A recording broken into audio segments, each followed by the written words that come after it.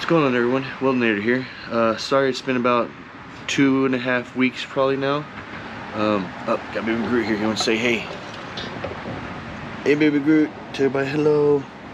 He don't care right now. He's kind of hot. With this Texas heat, it's good stuff, let me tell you. He's always got a coat on, so it never ends for him. Anyways, just wanted to get back to y'all and let you know. I know I was supposed to go back to the camp the very next day to work on it, but I didn't. I ended up not going back. It was super duper hot the next day. Granted, it is hot in Texas. It's hot everywhere right now, but Texas is just brutal for me, especially. The leg, when I wear my leg, is like, it doesn't breathe at all. There's no airflow through there whatsoever. So when I take the leg off, it's nothing but a swimming pool inside there. Just to show you right fast. Basically, a little bee flew by me right there. This is basically like wearing a cast on your arm or leg or something like that when they make it. That's how they cast it up to get the form of your residual limb. So therefore, it's light, but yet it does not breathe at all whatsoever. So here's the inside of it, as you can see. So there's no airflow at all. So it gets super nasty hot out here, and that was super weird. Let me check that again.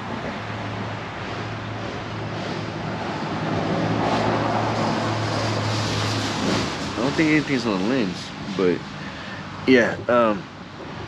So that's it looks like inside the socket. Give me 1 second, y'all. Okay, back. Sorry about that. I forgot some other important stuff that I wanted to show you too. There's multiple legs out there. Some use socks for giving the width of the leg for if you atrophy down, for basically if your leg muscle shrinks down, or arm or whatever's amputated at the time. But for me, I don't know about the arm, but for me, for having a leg, I use socks to make the difference of the width of my leg, the diameter, width. I'm gonna go with width. Anyways, so different sizes. When I shrink down, I have to use different size socks. But what had been happening was when I'd gained weight, and I always used a Swift Wick sock to wick the sweat off of my nub or away from my leg and stuff like that. So I used one of these socks. When I gained weight, I wasn't able to use it anymore because there was no room for my leg whenever I rode my bike or when I worked out. The blood circulation made me swell up. So when I did that, there was no room inside the socket to go, because of course the socket's not going to move. It's a cast or a casting. So it's not going to flex, nothing like that at all. So when I wore this, basically that was causing my baby Groot, come here. When I wore this underneath my socks, that where I'm supposed to, it would end up creating a pressure point to where I'd break the hair follicle, and then that's what caused the issue that I had so many times over and over and over, which really kept me from doing our hiking videos, riding my bike, anything at all. It affected me from doing anything. But yeah, this is one of the socks that I always wear to keep the sweat away from, or to wick the sweat away from my nub. Then there's different size socks, like this one right here, which is considered like a 1 to a half or something, and then this was like considered a 1/4 to a half or something. So, and then so on and so on. There's a 3-ply, there's a 5-ply, there's 2-ply. So those right there will adjust the size of the shrinkage that I have. But what goes next to my sweat sock, I'm gonna just call it a sweat sock for you, is my gel sock right here. This guy right here is what basically kind of gives me a little more cushion and pad for the bottom. But as you can see, hang on, let me do this right fast for you. The outside is like a cloth, right? So therefore there's that right there. It's like a cloth material.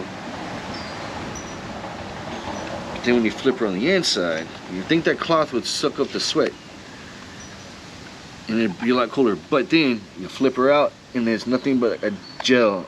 There it is right there. I've cycled and ripped it open. Basically there's a cotton on the inside and then a gel that goes around that cotton that's all on the inside. So there's no breathing room at all there whatsoever, none. So it's super duper hot. So that's one thing that's really been affecting me from coming back and making some videos and going back to the camp to finish it up, is having the issues I was having, number one, because as you can see, when there's no room in the socket for it to move, it really hurts pretty bad, and you can't do nothing but just take the pain. Okay, I'm back. Sorry, had to go do something right quick. Anyways, like I was saying,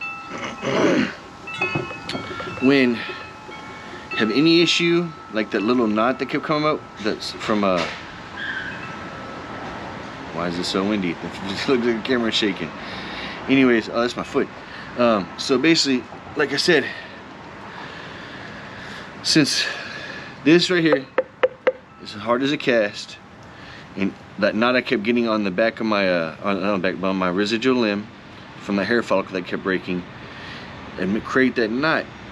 Well, with that knot being inside here, it couldn't do nothing but have pressure on it. So basically that's why I wasn't able to walk, because whenever I'd walk, and at the time I was 235, that's 235 pounds pushing down on a piece of a leg that's holding me in here, that's totally creating lots and lots of pressure right there.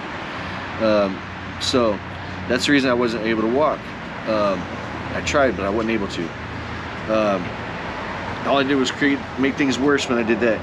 So that's why I gave it some time off. And now that I'm better, 100% better, it's freaking hot. So now I'm dealing with this sweating issue of where there's no breathing in there at all, and it's even hot up on top for me as well. But being inside that socket, it's just it gets really super duper hot. So that's what's been happening there. That's the reason I haven't been doing stuff. I've been doing stuff, but nothing that is worth putting on the channel, I'd say. So I haven't been doing this. So I wanted to give like a little update of the Texas leg stuff, and let you know what's going on with that. I have been working out, going to the gym, getting in shape again. So therefore there's that. But being in the gym, I can record. That'd be super duper tough editing, because I'd have to put faces over everybody that's in there, because that's illegal for me to record them without their permission. And I don't want to go up to like hundreds of people and be like, hey, I'm recording, do you mind if it's okay? So I just figured, you know what, I'll just leave that out. But there is progress being made. That's the good thing. So I will be doing hopefully some outdoor. It's starting to cool down. Like today's only what is today's temperature right now? Right now, July 20th at 9:46 in the AM. It's 87 degrees, but it feels like 94. Honestly, to me, because I took Baby Groot for his walk before doing this video, it feels amazing. It feels very comfortable outside. My legs even fine.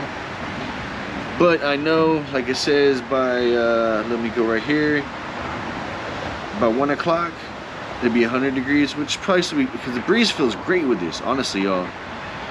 3 p.m. is gonna be 105, 5 p.m. 106. So the heat indexes with that is gonna be pretty brutal, I'd say. Especially if there's no breeze. Not only you get caught out at the camp with no breeze, especially with Baby Groot, because it hits him. I think it hits him a little bit harder having that thick coat on him. It's not his fault, so that gets him a little harder than I am. Yeah, he jumps in the lake, but then he gets out and it's just more hotter for him. More hotter. It's just a little more uncomfortable for him. Anyways, y'all, want to tell you about some Texas leg stuff going on. Want to let you know that I am still here, and I'll be recording hopefully pretty soon. Especially if it's been starting to cool down, which is a good thing.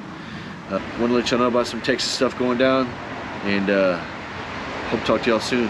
Remember, ride the tasty wave.